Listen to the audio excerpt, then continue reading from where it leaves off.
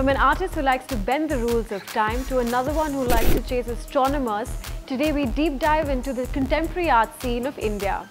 Plus, we hear a word from Mojarto and we tell you all that's happening in the world of art around the country. Stay tuned, it's going to be a really great episode.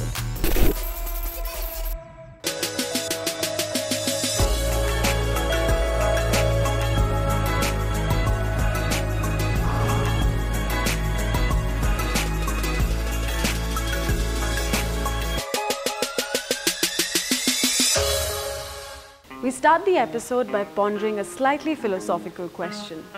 What happens when you let go of time? Well, let's find out. I love science fiction. Not as lasers and flying crafts, but science fiction as a philosophy. I love science fiction because it's so absolute.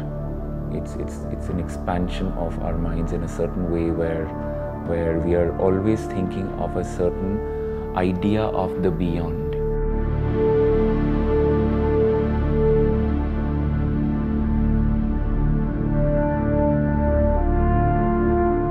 I am an architect and an artist. Trying to find an overlap in a space which is unusual, where art and architecture can truly make emerge a practice for me.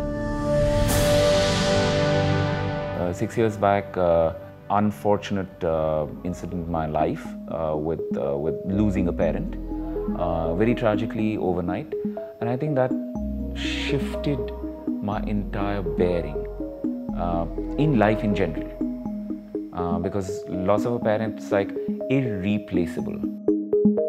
This loss, Vishal tells us, registered as something that is the hallmark of his works today. He let go of mortal time. Let go of mortal time. Let go of clock time. Immediately, overnight. How pointless they were. How inconsequential they were. So I'm interested, what then you would ask, am I interested? I'm interested in time codes that are outside of these two time codes.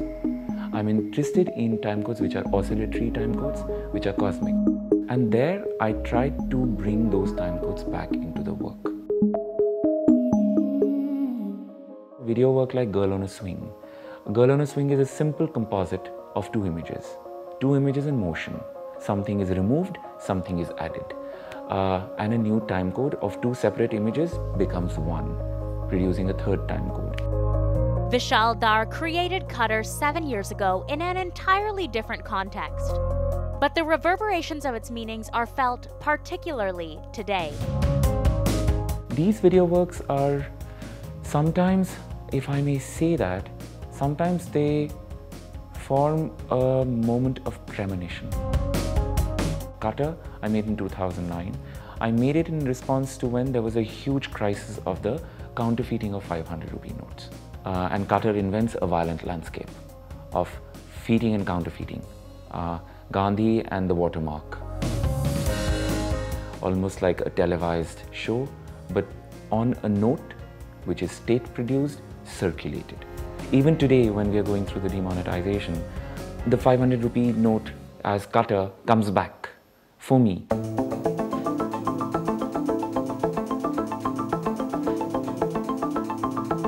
Vishal Dar also makes sculptures and installations.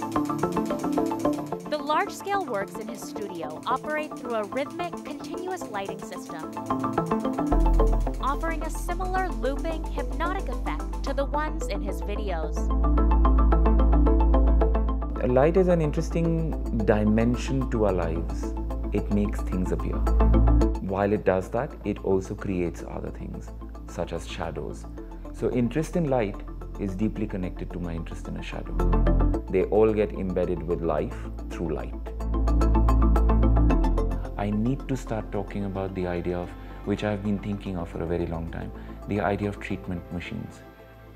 That art is, it can become a function, it can become a function of treatment, which it had been, like architecture would have been, to silence a body, to calm a body, to aggravate a body, to agitate a body. So maybe that's what's on my mind currently. We now meet artist Rohini Devasher and take a look at her stunning video installation where we find out why she is drawn to the stars and why her favorite travel companions are amateur astronomers.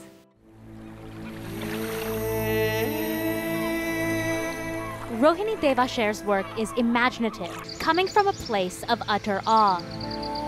We might all see the same sky, but through Rohini's eyes, it is a sight of endless, complex wonder. I've been an amateur astronomer pretty much as long as I've been an artist.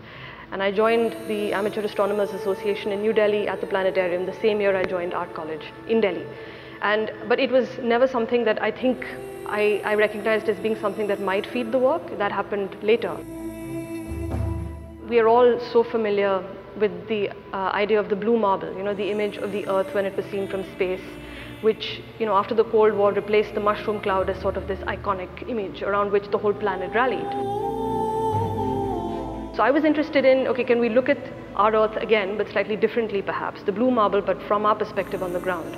So what you see with atmospheres is us, our planet, but from the ground. So it's a fisheye lens pointed at the zenith, straight up, through these very thin telescopes.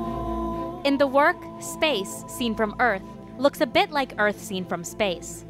Another installation of hers, called Terrasphere, also captures our changing environment, from the development of forests to the path of the Earth around the sun. It is essentially 52 still images which have been made in Photoshop. And what happens is that they've been put through a dissolve just in a video editing software. And what will happen is over the course of 10 minutes, the surface of the terrarium or the terrasphere is going to fog up and levels of humidity and moisture will build, and you'll also see a development and a growth of the foliage within that. So there is this sense of transition and of movement, and also it will shift from night to dark.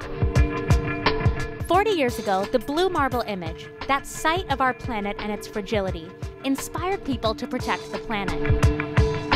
Likewise, these works don't promote an agenda or push a policy.